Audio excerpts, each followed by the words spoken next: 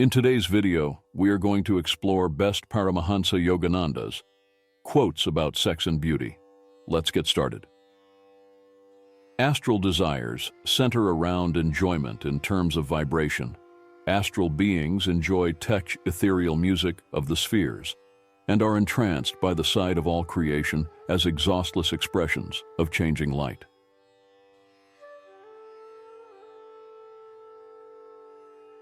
Attachment is blinding. It lends an imaginary halo of attractiveness to the object of desire.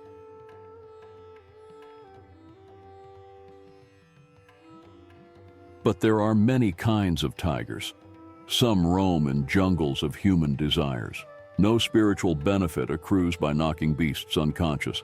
Rather be victor over the inner prowlers. May we hear, sir, how you changed from a tamer of wild tigers to a tamer of wild passions.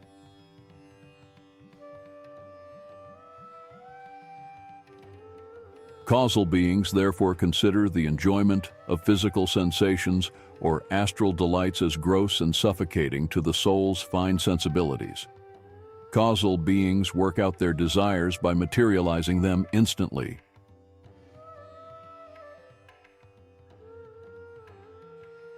Causal desires are fulfilled by perception only. The nearly free beings who are encased only in the causal body see the whole universe as realizations of the dream ideas of God. They can materialize anything and everything in sheer thought.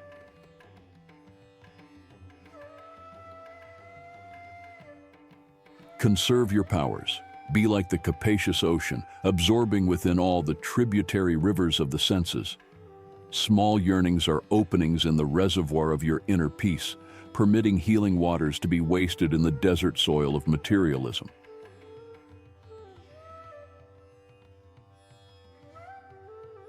Daily renewed sense yearnings sap your inner peace. They are like openings in a reservoir that permit vital waters to be wasted in the desert soil of materialism.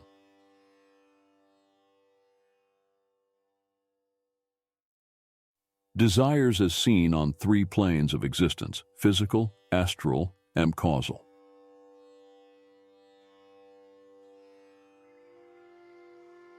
Even when the flesh is weak, the mind should be constantly resistant.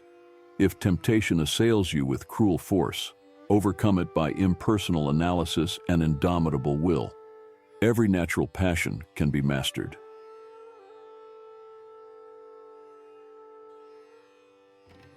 Fulfilling one's earthly responsibilities need not separate man from God, provided he maintains mental uninvolvement with egotistical desires and plays his part in life as a willing instrument of the divine.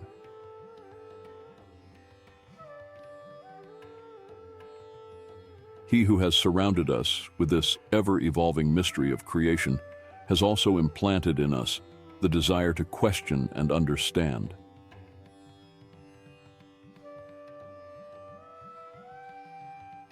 Human beings find limitation and resistance in three-dimensional matter. When man's desire to live is severely shaken by disease or other causes, death arrives. The heavy overcoat of the flesh is temporarily shed. The soul, however, remains encased in the astral and causal bodies. The cohesive force by which all three bodies are held together is desire.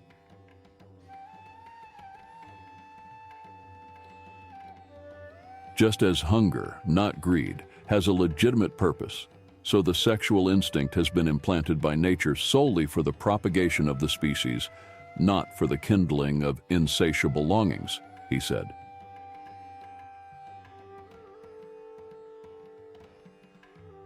Destroy wrong desires now, otherwise they will remain with you after the astral body has been separated from its physical casing.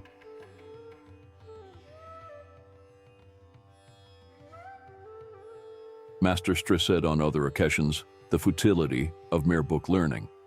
Do not confuse understanding with a larger vocabulary, he remarked. Sacred writings are beneficial in stimulating desire for inward realization, if one stanza at a time is slowly assimilated. Continual intellectual study results in vanity and the false satisfaction of an undigested knowledge.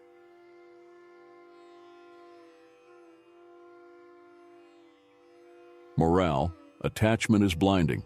It lends an imaginary halo of attractiveness to the object of desire.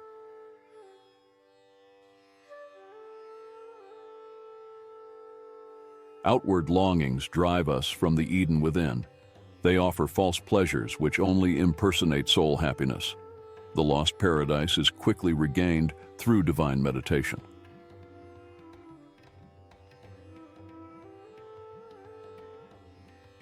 Physical desires are rooted in egotism and sense pleasures. The compulsion or temptation of sensory experience is more powerful than the desire force connected with astral attachments or causal perceptions.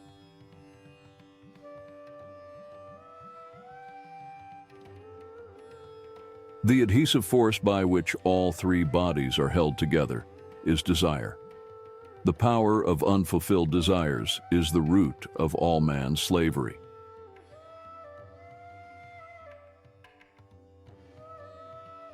The astral beings also smell, taste, and touch light.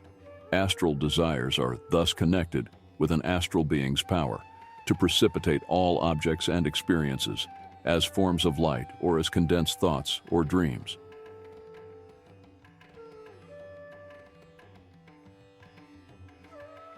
The mere presence of a body signifies that its existence is made possible by unfulfilled desires.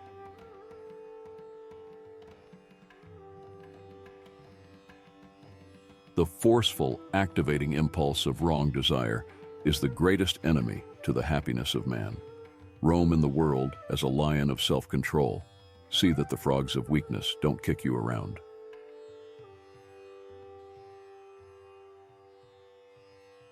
The karmic law requires that every human wish find ultimate fulfillment.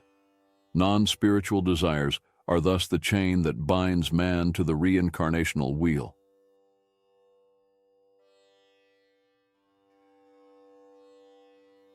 There he is like butter on water, and not like the unchurned, easily diluted milk of undisciplined humanity. Fulfilling one's earthly responsibilities need not separate man from God, provided he maintains mental uninvolvement with egotistical desires and plays his part in life as a willing instrument of the divine.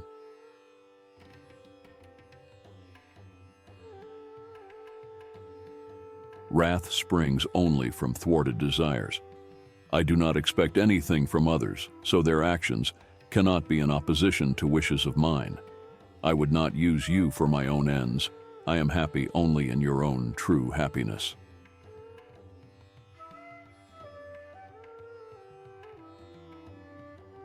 To lay aside what you have in your head, selfish desires and ambitions, to freely bestow what you have in your hand, and never to flinch from the blows of adversity.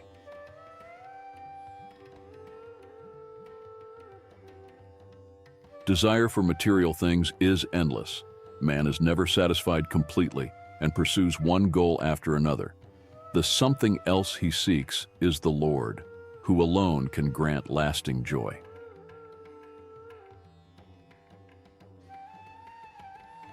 Plants have a sensitive nervous system and a varied emotional life. Love, hate, joy, fear, pleasure, pain, excitability, stupor, and countless other appropriate responses to stimuli are as universal in plants as in animals.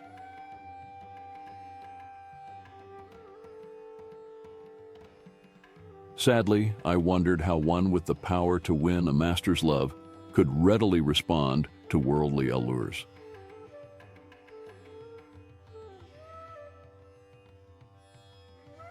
Enjoyments of wine and sex are rooted in the natural man. To appreciate them, one requires no delicacy of perception.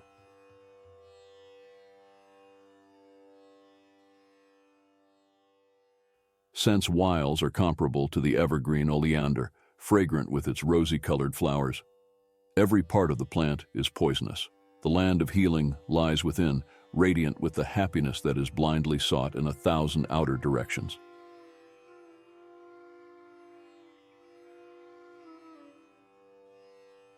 The ignorant man sees only the unsurmountable wall of death, hiding, seemingly forever, his cherished friends.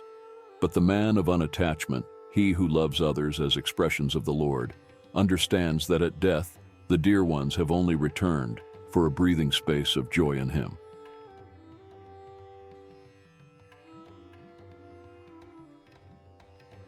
The law of love is a far greater science than any modern science.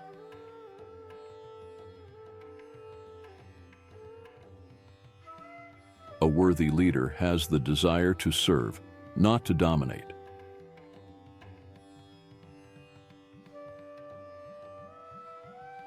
Do not allow yourself to be thrashed by the provoking whip of a beautiful face.